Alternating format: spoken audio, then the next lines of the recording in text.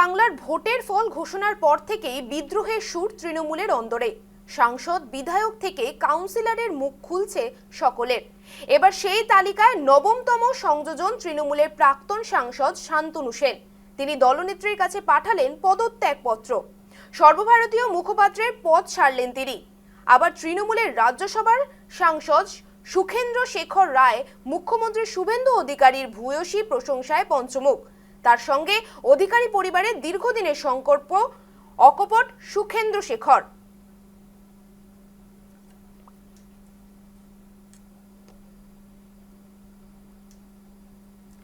চৌঠা মে বাংলার ভোটের ফল ঘোষণার পর থেকে বিদ্রোহের সুর তৃণমূলের অন্দরে। সাংসদ বিধায়ক থেকে কাউন্সিলর মুখ খুলছেন সকলে। এবার সেই তালিকায় নবমতম সংযোজন তৃণমূলের প্রাক্তন সাংসদ শান্তনু সেন। তিনি দলনেত্রীর কাছে পাঠালেন তার পদত্যাগপত্র।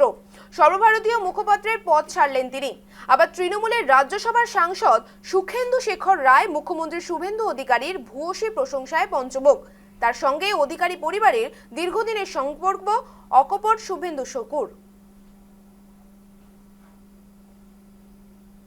तक जो काम नए सरकार शुभेंदु अधिकारी के नेतृत्व में, अभी तक तो पूरा मंत्रिसभा भी नहीं बना, फिर भी सरकार ने जो कदम उठाए हैं अभी तक, वो आम जनता बहुत खुश है, बहुत खुश है।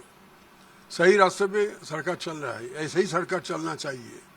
और मुझे उम्मीद भी है, क्योंकि मैं शुभेंदु को जानता हूँ, उनको और भी जो लोग हैं उनके साथ, कुछ लोगों को मैं वर्षों से जानता हूँ। शिशिरदा से हमारा बहुत अच्छा रिश्ता पिछले 40 साल से है। वो 82 में पहले एमएलए हुआ, फिर एमपी हुआ। उनका भी लॉन्ग पॉलिटिकल करियर, 82 to 24, 28 उधर कितना 18 और इधर 24, 40 साल से भी ज़्यादा समय उन्होंने या तो विधायक रहा या सांसद रहा। म्यूनसिपलिटी का चेयरमैन भी था, बैंक का चेयरमैन भी था, कोऑपरेटिव बैंक का। तो ये लॉन्ग करियर ये उनका पिताजी का, शिशिरदा का। शुभेंदु का भी पॉलिटिकल करियर बहुत लंबा है।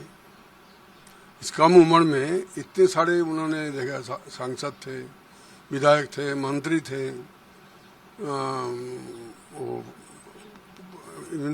काफी म्यूनसिपलिटी में भी शायद थे। তৃণমূল কংগ্রেসের জন্মলগ্ন থেকে ছিলাম। দল আমায় যখন যা দায়িত্ব দিয়েছিল আমি নিষ্ঠার সাথে পালন করার চেষ্টা করে গেছি। দল আমায় ন্যাশনাল স্পোকসপারসন করেছিল।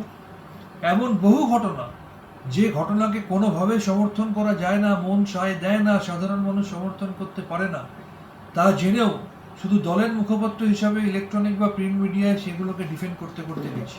তার জন্য বহু সাধারণ মানুষ আমাকে অনেক কথা শুনিয়েছেন, আমাকে সেগুলো হজম করতে হয়েছে। কিন্তু আলটিমেটলি রাজনীতিটা মানুষের জন্য।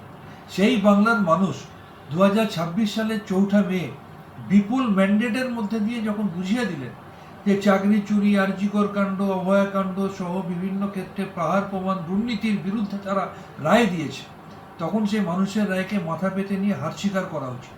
তাই মানুষের রায়কে মাথা পেতে নিয়ে হার স্বীকার করে এরপরে আমার মন আর কোনোভাবে সম্মতি দেয় না যে এরপরেও এই ধরনের দুর্নীতিগুলোকে সমর্থন করতে হবে। তাই আমি আজকে তৃণমূল কংগ্রেসের সর্বভারতীয় সভানেত্রী তথা এই রাজ্যের প্রাক্তন মুখ্যমন্ত্রী শ্রীমতী মমতা বন্দ্যোপাধ্যায় মহোদয়ের কাছে ন্যাশনাল স্পোকসপারসনের পদ থেকে আমি ইস্তফাপত্র পাঠালাম।